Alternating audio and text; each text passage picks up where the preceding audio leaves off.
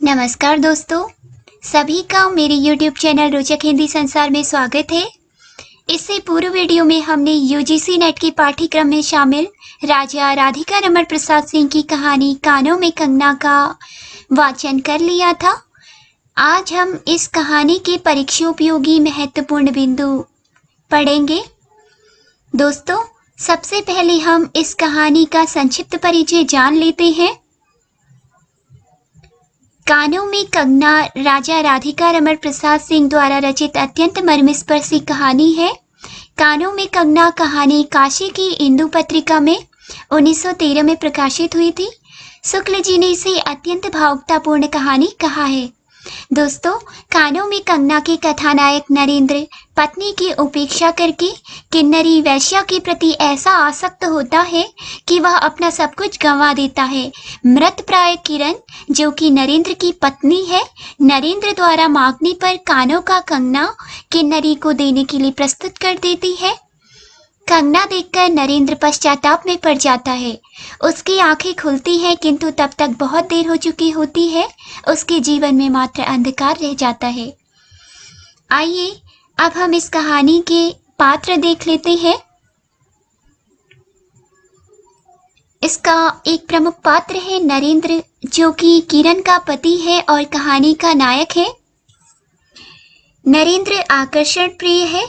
पहले तो वह किरण के प्रति आसक्त होता है, किंतु किरण से शादी के पश्चात वह किन्नरी के प्रति मुक्त हो जाता है, जिसके कारण अंत में किरण को मौत के मुंह में जाना पड़ता है। इस कहानी की अगली पात्र है किरण, जो कि इस कहानी की नायिका है और योगेश्वर की पुत्री है।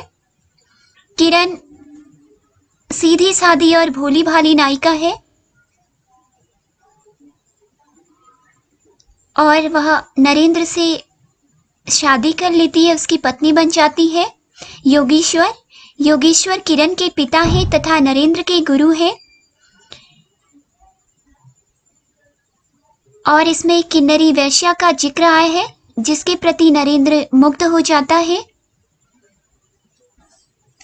अब हम इस कहानी की कुछ महत्वपूर्ण विशेषताएं देख लेते हैं। सबसे पहली विशेषता है प्रकृति के माध्यम से प्रेम की अभिव्यक्ति।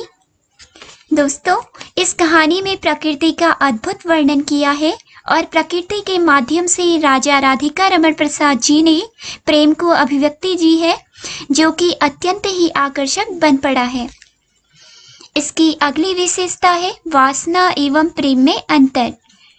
वासना एवं प्रेम में यहाँ पे भेद को स्पष्ट किया गया है कि प्रेम कितना सर्वोपरि है, न कि वासना। यहाँ पे निश्चल प्रेम की अभिव्यक्ति हुई है। अगली विशेषता है कहानी का दुखद अंत। कहानी का अंत अत्यधिक मार्मिक है। नरेंद्र का किन्नरी के प्रति आकर्षण उसकी पत्नी किरण को मौत के मुंह में पहुंचा देता है। अगली विशेषता है पुरुष की आकर्षण में खोए रहने की प्रवृत्ति। इस कहानी में लेखक ने पुरुष की आकर्षण में खोए रहने की कमजोरी को दिखलाया है। अगली विशेषता है स्त्री की सामाजिक स्थिति। स्त्री की समाज में क्या भूमिका है, क्या उसकी स्थिति है, उसका वर्णन यहाँ पे किया गया है। पहले तो नरेंद्र किरण के प्रति आकर्षित होता है, किंतु शादी के बाद वह पत्नी को छोड़कर किन्नरी पर मुग्ध हो जाता है। इसकी अंतिम विशेषता है नरेंद्र का पश्चाताप। कहानी का अंत किरण की मौत और नरेंद्र के पश्चाताप के साथ होता है, किंतु तब तक उस पश्चाताप का कोई मूल्य नहीं रह जाता। उसे तब पश्चाताप होता है जब किरण की मौत हो जाती है। इसके लिए लेखक ने अभिज्ञान शाकुंतलम, जिसमें राजा दुष्यंत और शकुंतला का उदाहरण लिया है कि किस तरह राजा दुष्यंत को अपनी अंगूठी याद आती है प्रिया को दी हुई, उसी प्रकार यहाँ पे किरण को वही कानों के कंगन याद आते हैं जो कहानी के प्रारंभ में जिसका वर्णन किया गया है। इस प्रकार स्पष्ट है कि यह अत्यधिक मर्मस्पर्शी कहानी है। शुक्ल जी ने सच ही कहा है। वास्तव में यह एक भावुकतापूर्ण कहानी है जो पाठकों के हृदय में घर कर जाती है।